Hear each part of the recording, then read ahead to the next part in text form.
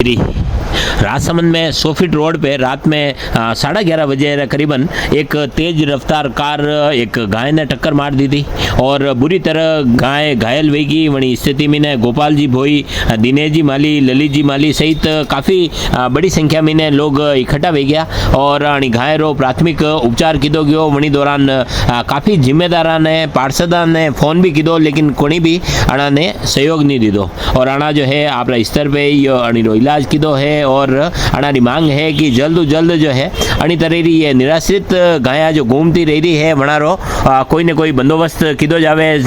नगर परिषद क्षेत्र में ने काफ़ी गाया अणी तरेरा एक्सीडेंट में ने चोटिल वेती रहे तो जरूर अणी पे जो है प्रभावी कार्रवाई करवानी जरूरत है। जय राम जी की सा बाउन टेम बेरो है 11:35 बाउन एक कार रही और अणी गाय को एक्सीडेंट करन जाती रही। कार अणी को एक्सीडेंट करन की और वह कार बकायदा रुकी भी नहीं और अणी गाय को एक्सीडेंट भी गयो और मानी मौका पे कि नहीं 10-15 लोग खड़ा हा। सरकार का जो जिम्मेदार नागरिक है वे भी नहीं आया।